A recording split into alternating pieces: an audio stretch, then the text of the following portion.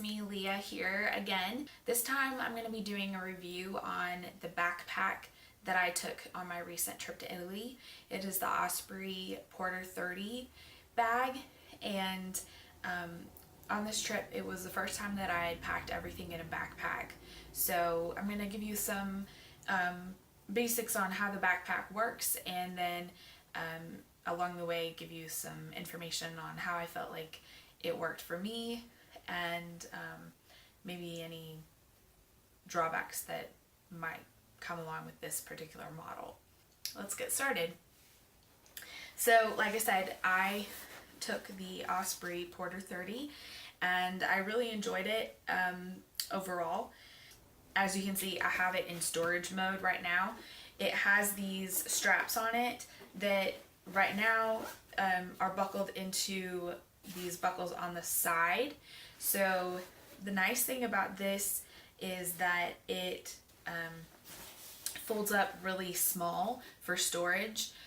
I'm just going to talk about the outside real quickly, and then we'll get into the actual inside pockets and compartments. The straps that are currently buckled into these side buckles can also be used once you have the bag filled. They can also be used with the buckles that are on the edge here. So you can use it to cinch down the bag once you have everything in it.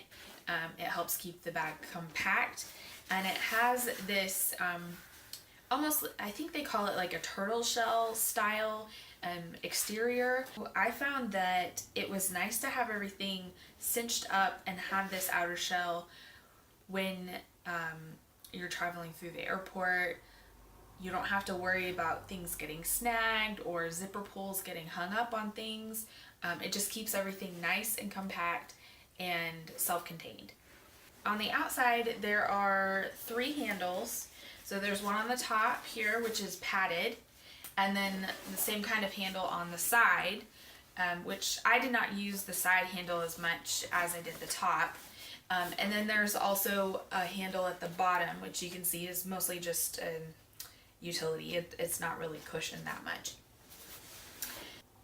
And then on the back, you can see, it's a backpack, but you don't see any straps right now. That's because they're hidden in a zip away compartment. And this kind of goes along with the idea that you could check it as a normal bag, because by containing the straps in this compartment, it means that you don't have to worry about them getting stuck in a conveyor belt or on anything else really. So like I said, there is this zipper compartment at the top, so you can pull out the top part of the strap, and they're nice, pretty heavy duty straps. They're padded,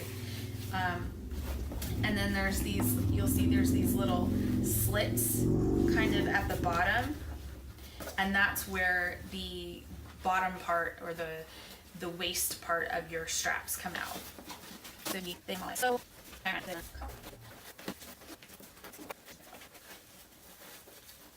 So once you have those out, then you just clip the top strap to the bottom strap. So you'll see there's a buckle. There's a buckle here on the side, and you just take the buckle at the end of the top, and clip it in there. And they're pretty heavy duty clips. They're not going to go anywhere once they're clipped in. So you do that on both sides. And then you have your straps. And there's clip down here, a big clip down here at the bottom, so you can clip it around your waist. And then there's a chest strap as well. So my only complaint, which is, it's not even really a complaint, about the bag overall, is that I could have done without this handle. It's there so that you can easily, you or the airplane staff or airport security can easily pull it off of, a shelf or the security conveyor belt, anything like that. It just makes it a little bit easier to have a handle on both sides. I would have rather had a more of a flat bottom with protective material on it. Maybe something even like the material here on the shell, because it's kind of rounded on the bottom, so it doesn't sit on its own. It has to be kind of leaned up against something, especially once you have all of your stuff in it. That's the only thing that I found that I wished was slightly different.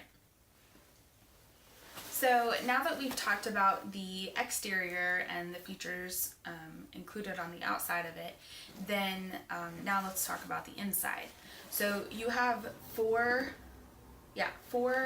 pockets or compartments on the inside of the bag, and it starts with the very front. So on the front you have a small pocket that opens, zipper pocket that opens.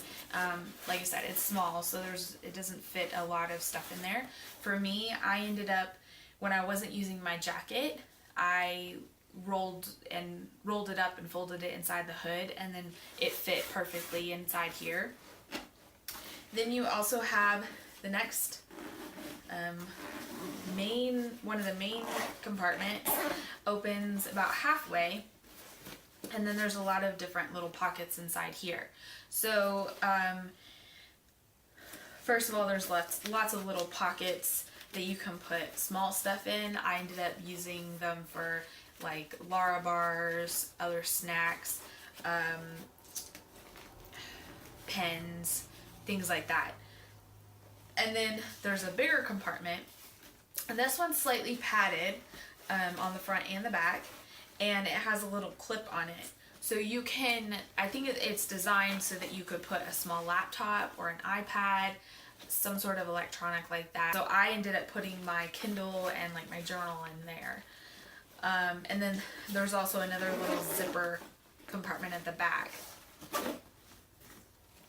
And then in addition to all these little compartments, there's the main pocket is still pretty open at the bottom. So because this only opens halfway, you could still put other things at the bottom.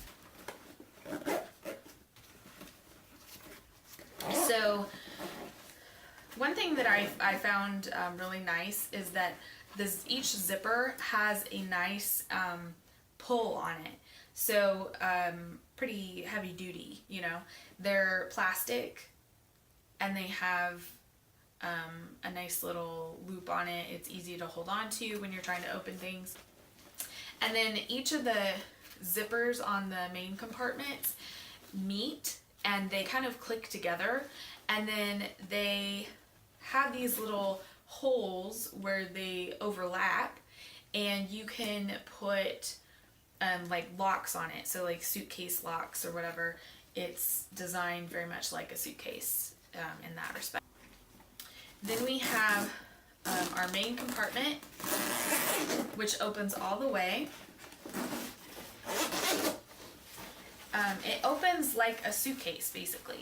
So, it opens, like I said, all the way. You have it one big compartment like this. I use packing cubes to help organize this area so that all my stuff wasn't just all jumbled together. And that was a huge help. It was nice being able to just flip open the compartment and access anything that I needed. So that's the main compartment. And then there's also a small pocket at the very top. It's almost like a secret little pocket because it's kind of hidden by this overlap at the top.